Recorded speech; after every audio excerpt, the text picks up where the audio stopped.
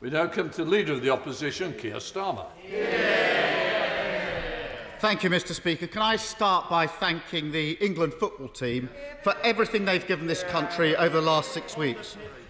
I'm so proud of this young, diverse and humble team and everything that it represents. Mr. Speaker, they're the very best of modern Britain, everything that I know this country can be. Does the Prime Minister think that it was wrong to criticise the England team's decision to oppose racism by taking the knee as gesture politics? I agree very much with what the Right Honourable Gentleman has said about the England team. And I repeat, I want to thank each and every one of them for what they did, their incredible campaign they ran in the Euro 2020 Championships. And they do represent the very best of our country.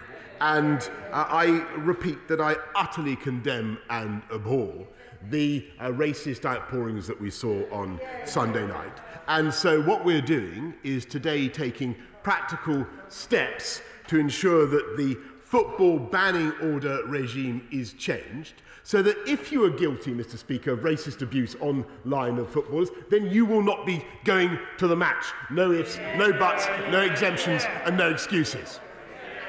Keir Starmer. Mr. Speaker, I'm sorry, that just won't wash. And it rings hollow. On the 7th, remind the Prime Minister and the House, on the 7th of June, the Prime Minister's spokesperson said this: on taking the knee, specifically, the Prime Minister is more focused on actions rather than gestures.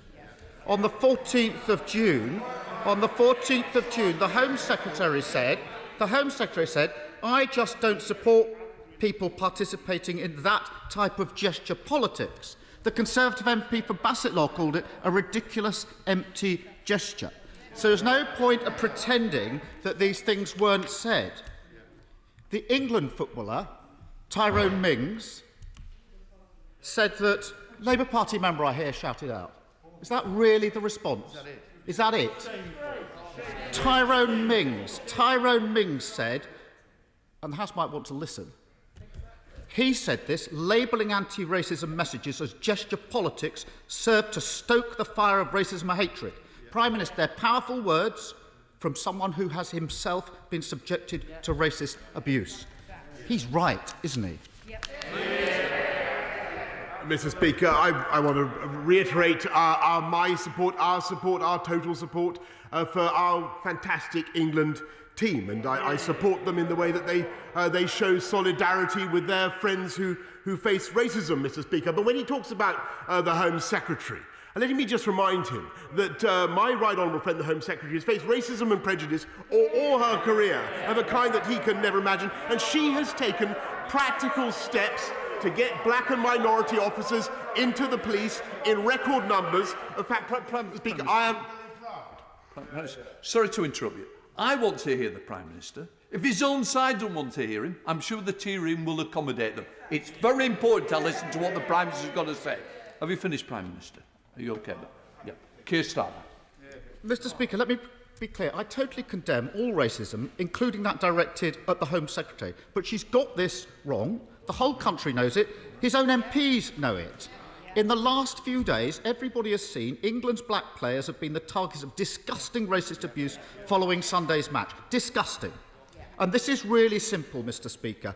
Either the Prime Minister is with the England players in their stand against racism, or he can defend his own record, those of his ministers and some of his MPs. But he can't have it both ways. So can he tell the House, does he now regret failing to condemn those who booed England players for standing up to racism, yes or no? Mr. Speaker, we made it absolutely clear that no one should boo the England team. And Mr. Speaker, what we're doing now is following the racist abuse that our players sadly suffered on Sunday night and thereafter, we're taking practical action. So in addition to changing the football banning order regime, last night I met representatives of Facebook, of Twitter, of TikTok, of Snapchat, of Instagram, and I made it absolutely clear to them that we will legislate to address this problem, Mr. Speaker, in the online harms bill, and unless they get hate and racism off their platforms, they will face fines amounting to 10% of their global revenues. And we all know, Mr. Speaker, that they have the technology to do it. Keir Starmer. Mr. Speaker, the online harms bill has been promised for 3 years. I'm not sure a 15-minute chat at a garden party moves things forward that significantly. But I want to take the Prime Minister up on what he said about being absolutely clear, because here I have the headline, Mr. Speaker: Boris Johnson refuses to condemn fans booing England taking the knee. That's the story, that's the headline, June the 6th. Boris Johnson refuses to condemn fans booing England taking the knee. That's absolutely clear. It's not quite what the Prime Minister is implying today. It goes on to quote the Prime Minister's spokesperson, saying that the Prime Minister fully respects the rights of those who choose to make their feelings known. This is about booing. Fully respects their rights. And the Home Secretary said that booing was a choice for them, quite frankly. So no condemnation there, no absolute clarity there, Mr. Speaker. When senior government ministers and Conservative MPs defend the booing of an anti-racist message, who do they think they're defending, Prime Minister, and why are they defending it? Mr. Speaker, nobody defends booing of the England side. Nobody defends booing of the England side. And if he continues to attack the Home Secretary... Prime Minister, just... Look, I want to hear the Prime Minister. I want to know the answer, and I expect the opposition to listen to the answer. Prime Minister. Well, thank you, Mr. Speaker. We love and admire the England side and what they did. They represent the best of our country. Nobody defends booing the England side, Mr. Speaker. But what the Home Secretary has been trying to do all her life is not just to fight racism, but to take practical steps to advance the cause of black and minority ethnic groups, which he has done successfully, notably in the police. And since, Mr. Speaker, he's chucking this kind of thing around, could I ask him now to retract this leaflet produced by the Labour Party during the Batley and Spen by-election, which was condemned by his own MPs as dog whistle racism, Mr. Speaker? Keir Starmer. Mr. Speaker, the Prime Minister isn't kidding anyone in this House. He's not kidding the public, and he's not even kidding his own MPs. Let me quote the Conservative MP for Plymouth Moor View. Conservative MP, the painful truth, says the Conservative MP for Plymouth Moor View, is that Tyrone Mings is completely right. I am very uncomfortable, he says, with the position we Conservatives are needlessly forcing ourselves into. So, Prime Minister, behind you, they don't believe you, and neither do we. Mr. Speaker, we can all see what's happened here. The government has been trying to stoke a culture war, and they've realised they're on the wrong side. And now they hope that nobody's noticed. Why else would a Conservative MP boast that he's not watching his own team? Why else would another Conservative MP say that Marcus Rashford spends too much time playing politics when he's actually trying to feed children that the government won't? And why will the Prime Minister refuse time and time again, even now, to condemn those who boo our players for standing up against racism? Mr. Speaker, what is it that this England team symbolises that this Conservative Party is so afraid of? Mr. Speaker, I think the House will judge for themselves the quality of the question that the right honourable gentleman has just put. I think the whole House is united, including our distinguished members from Scotland, by the way, Mr. Speaker, in admiration of the England team and of every single member of that squad and what they did.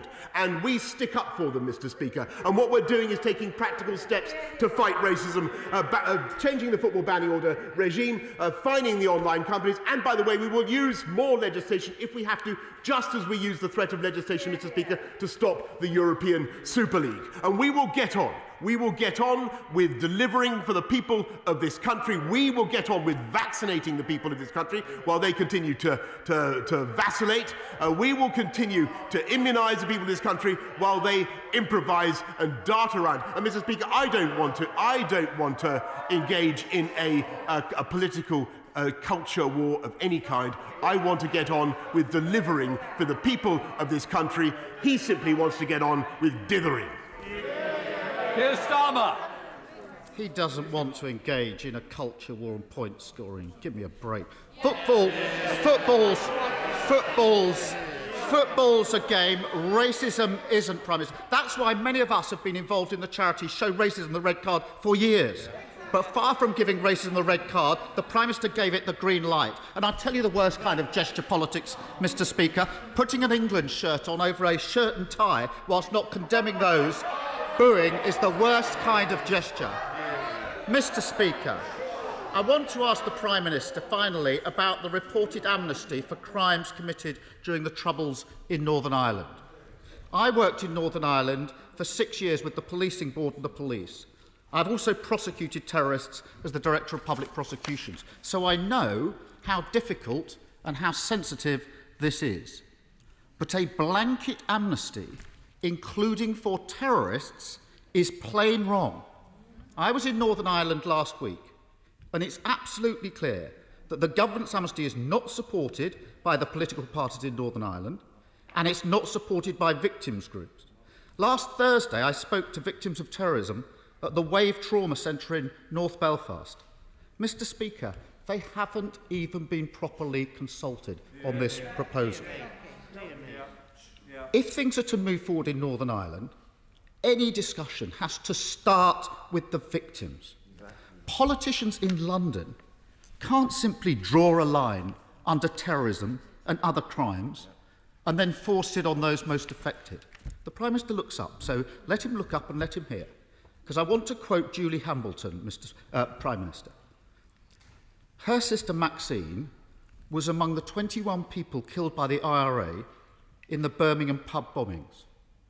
So that's Julie Hambleton, Prime Minister.